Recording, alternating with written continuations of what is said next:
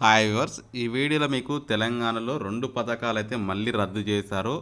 ఆ 2 పథకాలేంటి? ఇప్పటివరకు గతంలో 2 పథకాలైతే ఏ విధంగా అయితే రద్దు చేశారో, మరో 2 పథకాలు కూడా రద్దు చేస్తూ కీలక నిర్ణయం తీసుకున్నారు రేవంత్ రెడ్డి గారు.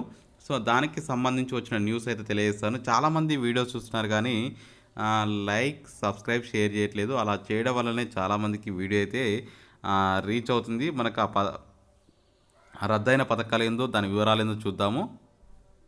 సో, మొదటి పథకం గనక వచ్చినట్లయితే గృహలక్ష్మి రద్దుపై మహిళలు అని చెప్పేసి నిరసన అని చెప్పి రావడం జరుగుతుంది. యాక్చువల్‌గా గృహలక్ష్మి పథకం అయితే రద్దు చేశారు. దీనికి సంబంధించి న్యూస్ గనక గమనించుకున్నట్లయితే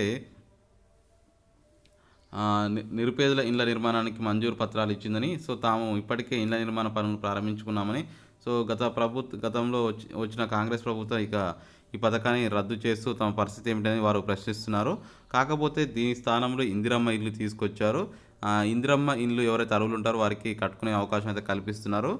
ప్రతి ఒక్కరికి 5 లక్షలు ఇచ్చే అవకాశం అయితే ఉంటుంది. ఇది అదేవిధంగా మనకి ఇప్పుడు ఈ గృహలక్ష్మి పథకాన్ని రద్దు చేయడానికి గల కారణాలు, దాంట్లో మీరు ఇచ్చిన అప్లికేషన్స్‌లో అర్హుల కంటే అనర్హుల లిస్టే ఎక్కువగా ఉందన్న ఉద్దేశంతో కాంగ్రెస్ ప్రభుత్వం రద్దు చేసిందని చెప్పేసి వాళ్ళు చెప్తున్నారు.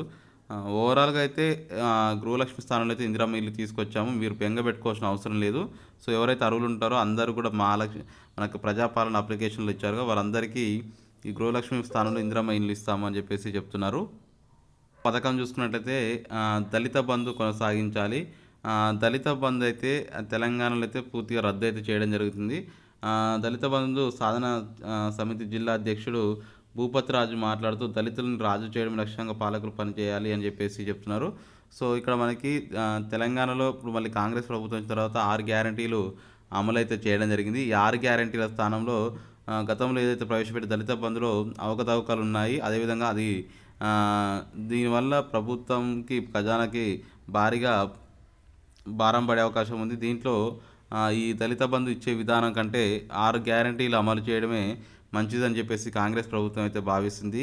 సో, 6 గ్యారంటీల వివరాలు గనక చూసుకున్నట్లయితే మనకి ఇందిరమ్మ ఇళ్ళైనా, ఫ్రీ బస్ అయినా, మహిళలకు 2500 గ్యాస్ సిలిండరు, ఇటువంటి ఎన్నో సదుపాయాలు కల్పించి వాళ్ళకి నిత్యం అండగా ఉండే విధంగా రూపకల్పన చేస్తుంది కాంగ్రెస్ ప్రభుత్వం అని చెప్పేసి చెప్తున్నారు.